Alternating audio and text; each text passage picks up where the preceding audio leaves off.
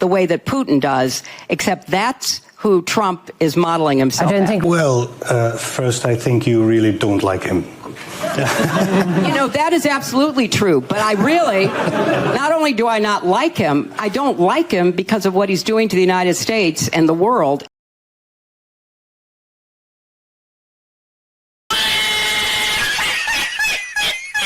So let's check back in on the Munich Security Conference, because apparently today Hillary Clinton decided to show up. That's right, she's still around, and she is now joining a long list of Democrats like Gavin Newsom, AOC, and Gretchen Whitmer, who have all mutually humiliated themselves on the world stage at this event. And it's funny because yesterday we were mocking Democrats for sending a bunch of people to a foreign policy summit who knew nothing about foreign policy and could not answer basic questions. I mean, quite literally, when they asked AOC, what should America do if China moves on Taiwan, her answer was basically, you know, it's a really important issue, and go watch our video yesterday if you don't believe me. That's basically what actually did happen, right? But of course now, maybe they've proven us wrong because finally Democrats had the, bold thought to say, maybe we should send someone to the Foreign Policy Summit with some foreign policy experience. So here they go, Hillary Clinton, who of course, as Secretary of State, had an A+ track record. She definitely did not cause a bunch of wars, destabilize a bunch of countries, cause failed regime changes, and end up with a bunch of people dead, while of course claiming that it's Trump who's reckless on foreign policy. But according to Democrats, here you have it, right? Here you have the leading successful role model on how to handle international affairs. And you may remember, it is essentially the 10-year anniversary of this time a decade ago when you were being labeled sexist for arguing maybe this woman would not make a good president. Nonetheless, Hillary will show up here, but if you were hoping for some type of detailed foreign policy lecture on how not to engage in foreign policy, it wasn't really that. In reality, Hillary is here to still bitterly seethe about her election loss 10 years later. She proceeds to go on the whole anti-Trump speech. And likely her philosophy going into this was, well, I'm speaking in front of a bunch of Europeans, right? Europeans are liberal. Europeans don't like Trump. They probably don't like the way he's treating NATO in trade negotiations. Surely I'm about to get a little bit of support here. Except I don't know if you know this, Hillary, but things in Europe have slowly but surely started to change. It turns out the same Trumpian populism that you label as evil, dangerous fascism and a threat to democracy is growing popular over there for many of the same reasons it grew popular over here. And that is exactly what goes down as this Czech politician here, I believe a deputy PM, if I'm not mistaken, proceeds to call out Hillary on the Trump derangement syndrome, which leads her to have just a complete and utter meltdown. She's like, how dare you? Don't you know I'm Hillary Clinton? She cannot believe that other Europeans aren't going along with her, and it's just a fantastic moment to watch as she, of course, as I said again, on the 10-year anniversary, is basically still seething about her election defeat. So let's get into all of this, guys. First, though, do us a favor. If you enjoy our content, make sure you hit that like button down below, subscribe to the channel if you are new. We greatly appreciate the support, but it also ensures that you can stay up to date with all of the latest news and coverage. And that said, take a listen here as Hillary, just goes on the normal anti-Trump blah, blah, blah. And then turns out doesn't end that well because, as I said, Europe has changed a little bit. He has betrayed the West. He's betrayed human values. He's betrayed the NATO Charter, the Atlantic Charter, the Universal Declaration of Human Rights. A lot of what has been done before to try to make sense of how difficult it is to restrain people who want unaccountable power. And none of us in this room, including all of us on this panel, would choose to live under a regime that was so unaccountable that it could act with impunity the way that Putin does, except that's who Trump is modeling himself. Are you sure about that, Hillary Clinton? Yeah, coming from Hillary Clinton. Okay, fair enough. But let's hear what happens next. Well, first, I think you really don't like him. That is absolutely true. But I really, not only do I not like him, I don't like him because of what he's doing to the United States and the world. And I think you should take a hard look at it if you think that there is something good that will come out of it. Peter. What I think Trump is doing in America, I think it is reaction for something for some policies that really went too far. too far from the regular people, too far from reality. So, you know, we saw the cancel culture. We saw the woke revolution. I don't agree with the gender revolution, the climate alarmism. Which gender? Women having their rights? No, let Peter go on. I think there are two genders. So, but some of us think that there is more than one, or more than two gender. I think there is male and female, and the rest probably is a social construct. So this is something that went too far. But does that justify selling out the people of Ukraine who are on the front lines dying to save their freedom and their two genders? If that's what you're worried about? Can I please finish my points? I'm sorry that it makes you nervous. I'm really sorry for that. It makes me nervous. It makes me She's so mad. To bring back a phrase from 2016, she's triggered, okay? She is triggered. What else can we say about it, you know? The guy's trying to explain, quite earnestly, hey, maybe some of the woke cancel culture and gender stuff went too far, and she just responds, what? So you're saying women shouldn't have rights? You know, it is so reminiscent, frankly, of some of those social justice warrior or feminist compilations you watched the year she was running for president. You know, we just had a huge nostalgia trip right here. And, you know, I think, frankly, part of the reason she's probably so angry at hearing this is because deep down, the truth hurts, okay? On the 10-year anniversary of the most crushing defeat of her life, it is likely true, something she knows deep down, that there is some reality in what he is saying, right? Yes. Not just woke revolutionaries, but the ruling class that Hillary Clinton represents, the neoliberals of both America and the European Union and all around the Western world, right? Did push too far, not just on some of these social issues, but we'll also talk about others like mass migration. They failed managing the economy. And yes, inevitably what happens? There's going to be a counter reaction to that. The Czech is absolutely correct, right? Trumpism really is just a reaction to the failed status quo of Hillary Clinton. It was in 2016. It still is in 2026. And, you know, there you have it. And of course, Hillary at the same time is now accusing Trump of selling out the people of Ukraine, while, of course, what did you do about Crimea, Hillary? You know, that's where this all started. What happened in 2014? Did Obama do anything? Did your administration do anything? You just sat there and watched. All you did was virtue signal about it. As a matter of fact, I would argue that's basically the only tactic against Russia that Obama and the Biden administration as well really had against it is, let's virtue signal. Let's say Putin is bad. In reality, you were the first one to sell out Ukraine, right? Even the war itself that we're talking about right now did not start under the Trump administration. It started under the Biden administration. So what are you even talking about? So yes, it does make you upset and makes you insecure. You know why? Because you don't know how to handle foreign policy is the reality, right? As I said yesterday, all these Democrats are going to get up on the stage and use their credentials and their academic language to make it sound like they know what they're doing. They don't. And we know that because the only two times I should say, in the 21st century, where Democrats have been in charge of foreign policy, they completely and utterly failed. Now they're running to the Trump administration saying, look, we know how to do better. Oh yeah, Hillary, do you know how to handle this situation better? No, you don't. That's why you're deeply insecure. That's, by the way, one of the reasons you lost in 2016. And you're mad about it. What else can we say? But folks, it does go on here, so I want you to take a listen here as this Czech Republic politician now calls out another panelist for using the label of fascist, right? This whole, left-wing thing of just, throwing Nazi labels out on everybody.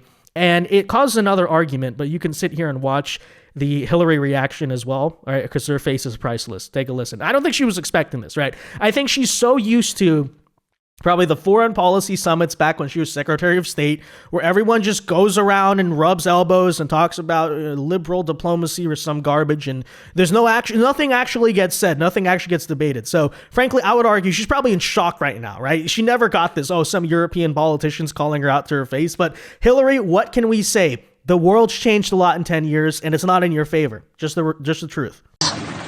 These points, well, first I think we should try to learn to listen to each other and not to label the ideological opponent as the public enemy. we are here on the West, and let's respect ourselves in the differences we have. So I don't really like such a labeling as fascist. I think it's there are fascists in the world. Well, maybe there are, but including in Europe. I think there are. It ended some 70 or 80 years ago. No, it hasn't. Hopefully, this is something I don't really like. That every day, every time I hear labeling someone as fascist or Nazist or whatever, I think we should calm down, because this is dividing the society. We are maybe you are smart people. I'm not as smart as you, but. So we should try to learn to talk to each other again, because this is something that went too far. I don't want to talk about the Ukraine, because it's the whole day talks, important talks. I listened to President Zelensky, what he's saying, and he's got the horrible position. I'm not sure if Ukraine is able to use the military to beat Russia. That would be perfect. That would be perfect. But I think we should be realistic. So the first should be the ceasefire. I don't know how to make it. I think that I don't want to repeat. I mean, that face is just priceless. You know, she's giving the classic angry, judgmental feminist look. The human resources stare.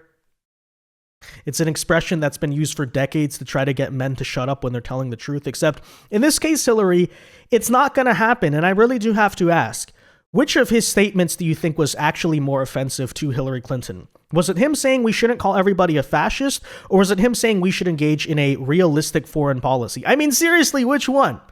I might have to go for the latter there, honestly. By the way, the point he's making is completely pertinent. Yeah, you all this talk about fascism, it's rising in Europe, it's rising in America. Fascism was defeated in Europe about 70 years ago. Communism, on the other hand, only about 30 years ago. So you can sit here and look at Poland and Czech Republic and all these Eastern European nations and say, they're so crazy. But in reality, let me tell you something, what you're referring to as fascism is just normal, okay? If the people keep voting for it, then by definition, I don't think it's exactly fascism. And what is fascism even, according to you? Is it the idea that a country should have borders? That, it's not good to let a bunch of third world terrorists into your nation so they can rape, plunder, and pillage and murder your citizens and then face no consequences for it? Because, I might label that as more of a normal idea. I think it's the Western bloc that's gone absolutely crazy, maybe in the case of Europe, but I guess not, Of course, the real reason they label things fascist is to muddy the waters of very normal ideas. So I would respond by saying, well, maybe we should call these people out for the communists that they are, because I don't know if, maybe, frankly, let me put it this way, okay? The older generations in these countries, like Poland, like Hungary, like the ones under the Warsaw Pact, right? They might be able to tell you stories about how the Soviets engaged in very similar tactics, right? If you remotely are doing something saying, oh, I'm calling for liberalized markets or democratic elections or something, what label were you given by the government? Could it be a very similar label to what Hillary and these characters are trying to call people once again with normal ideas today? Yeah, typical communist tactic, is it not? So, just a thought exercise. But anyways, that said, so we're watching all these antics, but eventually, at a certain point, the stages of grief there, first it has to go from denial to acceptance eventually. And that's, of course, exactly what happens with Hillary Clinton. After noticing that she's not really in friendly company on this panel and her legacy is in question, take a listen here as she makes a pretty shocking pivot later on and finally admits that maybe mass migration in the West actually did go too far. You mean to tell me that? You mean to tell me the record of open borders was too extreme? It was disruptive and destabilizing, and actually the administrations she worked under were not nearly as crazy on this immigration issue as the left today? Oh, wow. Very interesting concession, right? Almost like you're trying to save face a little bit. You're noticing how the wind is blowing. I think we need to call it for what it is. Secretary There Clinton. is a legitimate reason to have a debate about things like migration. It went too far, it's been disruptive and destabilizing, and it needs to be fixed in a humane way with secure borders that don't torture and kill people. More people More people were deported under my husband and Barack Obama without killing American citizens and without putting children into detention camps than were in the first Trump term or this first year of Trump's second term. So I think it's important. Oh, really? So deportations are good now, are they, Hillary? Secure borders are good. We should have them, she says. That's a very interesting point. Now, I would note that before you take this too seriously, there's a lot of misnomers here. First and foremost, it's actually not true that the Obama and Clinton administrations deported more people than Trump. Those are separated into removals versus returns, right? What is a return in, the context of like a definition of a deportation? That's just someone who shows up to the border and immediately gets sent back, right? Removals, on the other hand, are domestic deportations, right? You're actually going into the homeland, removing people who have been maybe living there, taking government benefits, working, whatever it is. So when you actually count the number of removals, Trump has by far the most of any president in U.S. history. But, it is true, I guess, to some degree. Look, Obama had a lot of problems at the border. Let's not pretend like he was some type of strong borders character. But compared to Biden, right, he was a lot tougher. Compared to, what the left is today, arguing that even deporting a total violent criminal terrorist is a moral evil and is reprehensible. Yeah, you're talking about, something different there. But at the same time, Hillary, okay, if that's true, then why didn't you solve the immigration problem? Once again, here we have them saying, look, I'm not saying it's bad. I'm just saying Trump's doing it wrong. Okay, how would you do it then? We saw how you did it. By the way, ICE, many of the tactics that ICE uses today to engage in removals within the American homeland of illegal aliens who are on their list are no different than those that were invented and created under the Obama administration. The only difference really on the streets today is that you have these roving mobs of left-wing domestic terrorists who try to get in the way and interfere with that, right? But here's the thing when it comes to Democrats and immigration. We make this point as conservatives a lot. Hey, look at Clinton. He said we should have strong borders. Oh, Obama, same thing. What happened to them now?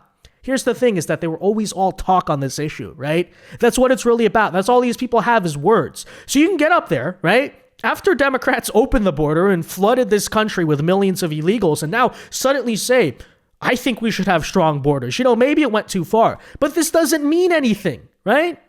You can break everything in the house and say sorry, but it doesn't change the fact that the house is broken. And then when someone comes in and tries to fix everything in the house, you call them evil, right?